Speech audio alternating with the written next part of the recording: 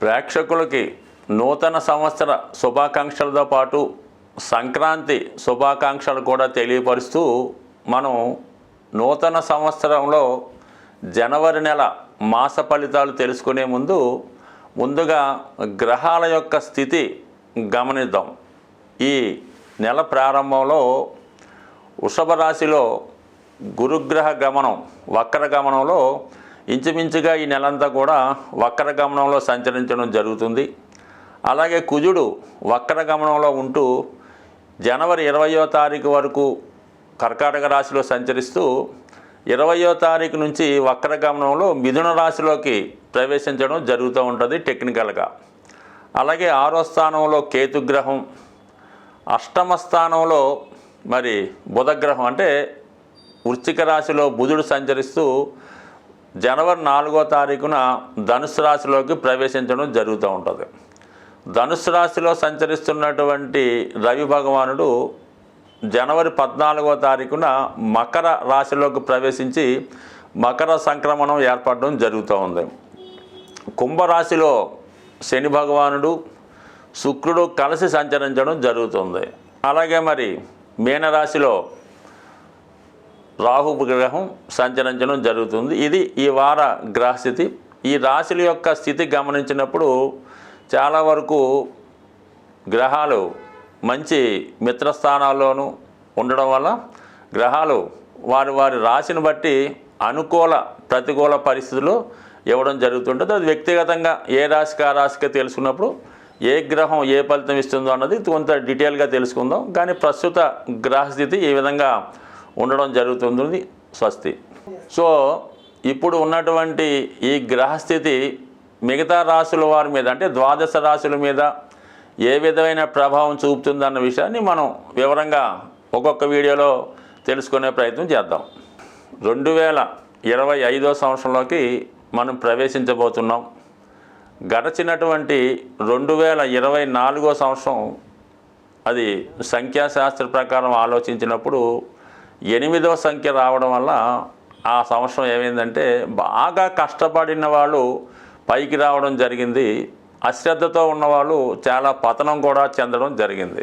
ఏదైనా ఆశించిన అభివృద్ధి చాలామందికి రాలేదు. ముఖ్యంగా స్థిరాస్తి సంబంధించినటువంటి రియల్ ఎస్టేట్ వ్యాపారం పెద్దగా కలిసి రాకపోవడం వల్ల మరి ఆ ప్రభావం అన్ని రంగాల మీద పడడం జరిగింది. దానికి వ్యతిరేకంగా మనం ఇప్పుడు 2025వ సంవత్సరంలోకి ప్రవేశిస్తున్నాం. ఇది టోటల్ 9 రావడం వల్ల చాలా వరకు ఈ రియల్ ఎస్టేట్ వ్యాపారం భూముల యొక్క విలువ ఎక్కువగా పెరగడం వల్ల దాంతోపాటు అన్ని రంగాల్లోకి ధనం ఇన్వెస్ట్మెంట్ చేయడం వల్ల అటు వ్యాపార అభివృద్ధి జరుగుతుంది, పారిశ్రామిక రంగం అభివృద్ధి చెందుతుంది, ఈ మోటార్ ఫీల్డ్ కూడా అభివృద్ధి చెందడం వల్ల అన్ని విషయాలు కూడా అనుకూలంగా ఉంటుంది. అలాగే చివరి సంఖ్య 5 రావడం వల్ల ఏంటంటే వ్యాపార వర్గం వాళ్ళకి బాగుంటుంది, మేధా వర్గం వారికి అనుకూలంగా ఉండే అవకాశం ఉంది. కాబట్టి చాలా వరకు గడిచిన సంవత్సరం కన్నా ఈ సంవత్సరం ఫలితాలు అన్ని రాశుల వారికి చాలా వరకు శుభకరంగా ఉంటుంది. ఏదో ఒక కొత్త ఆదాయం కూడా ఏర్పడే అవకాశం ఉంది. కానీ మరి 2025 అందరికీ శుభంగా ఉండాలంటే ముఖ్యంగా ఈ నెలలో ఏర్పడుతున్నటువంటి మకర సంక్రాంతి అంటే సూర్యుడు ప్రతి నెల ఒక రాశి మారడం అనేది జరుగుతూ ఉంటుంది.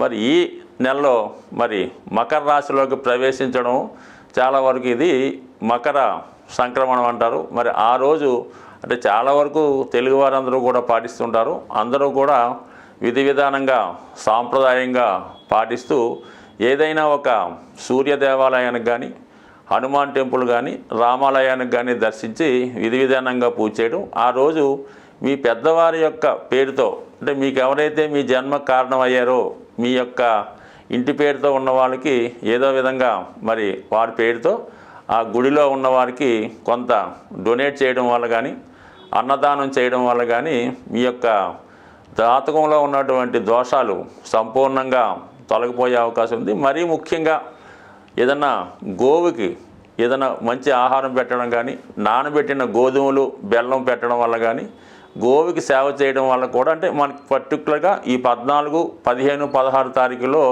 ఈ విధమైన పుణ్య కార్యక్రమాల్లో పాల్గొని పెద్దవారి పేరుతో మీకు ఇటువంటివి డొనేట్ చేయడం వల్ల పితృదేవతల యొక్క సంతోషంతో మీరు ఖచ్చితంగా రాబోయే సంవత్సరం ఆనందంగా గడిపే అవకాశం ఉంటుంది. స్వస్తి.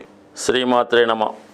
ఈ వీడియోలో మనం 2025 సంవత్సరం జనవరి మాసంలో కర్కాటక రాశి వారి యొక్క మాస ఫలితాలు తెలుసుకునే ప్రయత్నం చేద్దాం. మరి కర్కాటక రాశి వారికి ఈ నెల ప్రారంభం నుంచి 20వ తారీఖు వరకు కూడా రాశి అందే కుజగ్రహ సంచారం. ఇది రాశి వారికి చాలా బలాన్ని ఇవ్వడం జరుగుతూ ఉంటుంది. ఈ రాశికి యోగకారకుడు కుజుడు రాశి యందు వక్రగమన సంచారం జాతకుడు తన యొక్క కాన్ఫిడెన్సు బలాన్ని ఎక్కువగా పెంచుకోవడం జరుగుతుంది. ఎవరి ప్రయత్నం లేకుండా స్వతంత్రంగానే ఉద్యోగం సంపాదించడం కానీ ఏదైనా ఉపాధి అవకాశాలు సంపాదించడం జరిగే అవకాశం ఉంది. అంటే మొత్తం మీద ధనం సంపాదించే మార్గాలు వెతుక్కొని ధనాన్ని సంపాదనలో పడడం జరుగుతూ ఉంటుంది. అలాగే తనలో ఉన్నటువంటి టాలెంట్ రుజువు చేసుకొని వ్యక్తిగతంగా అభివృద్ధి చెందే అవకాశాలు ఉంటాయి. అంటే సాధారణంగా ఈ కర్కాటక రాశి వారు ఎవరో ఒకరు సలహా తీసుకొని వారి యొక్క సలహా సూచనతో వెళ్తూ ఉంటారు. అలాగే వెళ్ళినంత వరకు కూడా వీళ్ళు పెద్దగా జీవితంలో రాణించలేకపోతుంటారు. ఎప్పుడైతే వీళ్ళు స్వతంత్రంగా నిర్ణయాలు తీసుకొని వాళ్ళ మనస్సుకి ఏది కరెక్ట్ అనిపిస్తే ఆ విధంగా వెళ్తారో అప్పుడు మాత్రమే వీళ్ళు విజయాన్ని సాధించగలరు తప్ప ఇతరుల యొక్క సలహాలు పాటిస్తున్నంత వరకు కూడా ఖచ్చితంగా వీళ్ళు అభివృద్ధి చెందలేరు. అలాగే వీళ్ళకి మనసులో ఒక విధమైనటువంటి భయము ఆందోళన కలుగుతూ ఉంటుంది. మనం ఏ పని చేస్తే ఎవరేమంటారో ఎవరు ఇబ్బంది పడతారో అన్న ఆలోచనతో కొన్ని వచ్చిన అవకాశాలను కూడా వదులుకుంటూ ఉంటారు. అలా కాకుండా మీ కొరకు మీరు ఆలోచిస్తూ మీ మనస్సాక్షి ప్రకారం మీరు వెళ్ళినప్పుడు ఖచ్చితంగా మీరు విజయాన్ని సాధిస్తారు. అలాగే మీ యొక్క నమ్ముకున్న వాళ్ళని కూడా సంతృప్తికరంగా వాళ్ళని కూడా జీవితంలో పైకి తీసుకొచ్చే ప్రయత్నం చేయగలుగుతూ ఉంటారు. ఇప్పుడు అటువంటి అవకాశం మీకు రావడం జరిగింది. మరి కుజుడు ఈ రాశిలో సంచరించడం వల్ల జాతకుడు ఎవరి సహాయం లేకుండా అటు క్రీడా రంగంలో ఉన్నవాళ్ళు కానీ వైద్య రంగంలో ఉన్నవాళ్ళు కానీ ఏ రంగంలో ఉన్న వాళ్ళకైనా వ్యక్తిగతంగా ఇంప్రూవ్మెంట్ వచ్చే అవకాశం ఉంది. మీరు ఈ సమయంలో ఎటువంటి పోటీ ఎదుర్కొన్నా ఇంటర్వ్యూ ఎదుర్కొన్నా ఏదైనా టెస్ట్లో రాయాలన్నా కంపల్సరీగా సక్సెస్ అయ్యే అవకాశం ఉంది. మీరు ప్రయత్నించండి, ధైర్యంగా ముందుకెళ్ళండి, కాన్ఫిడెన్స్తో వెళ్తే మాత్రం షూర్గా విజయం సాధిస్తారు. అలాగే మరి ఈ జనవరి 20వ తారీఖు తర్వాత వక్రగమనంలో ఉన్నటువంటి కుజుడు 12వ స్థానంలో కూడా రావడం జరుగుతూ ఉంటుంది. అంటే టెంపరీగా వెళ్ళటం జరుగుతూ ఉంటుంది టెక్నికల్గా.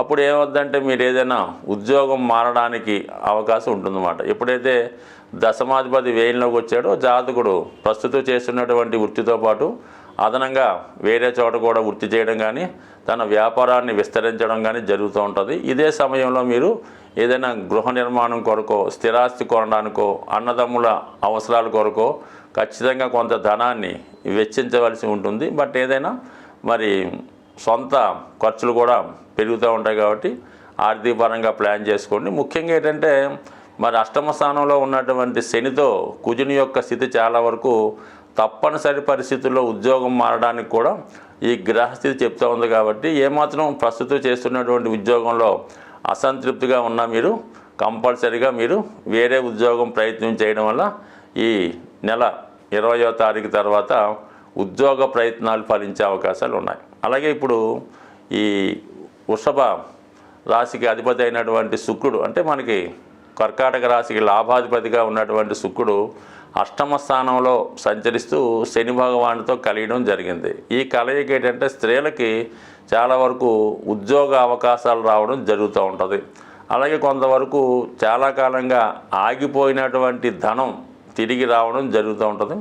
అలాగే కొన్ని ఇబ్బందులు కొన్ని సమస్యల తర్వాత వివాహ సంబంధాలు ఏమైనా ప్రయత్నం చేస్తున్న వారికి ఈ సమయంలో వివాహం సంబంధం కుదరడం నిర్ణయించుకోవడం కూడా జరిగే అవకాశం ఉంది. అంటే అది అంత సునాయాసంగా జరగదు. వచ్చిన సంబంధాలు 2-3 సార్లు వాళ్ళతో మాట్లాడడం, ఎక్కువగా వాళ్ళని కన్వీనియన్స్ చేయడం, ఈ విధంగా చేయడం వల్ల వివాహ సంబంధం కూడా కుదిరే అవకాశం ఉన్నది. మొత్తం మీద ఏంటంటే స్త్రీలకి ఇది ఎక్కువ లాభసాటిగా ఉండే అవకాశం ఉంది. అది ఉద్యోగ విషయాల్లో కానీ వివాహ విషయంలో కానీ వాళ్ళకి ఇది అనుకూలంగా ఉంది.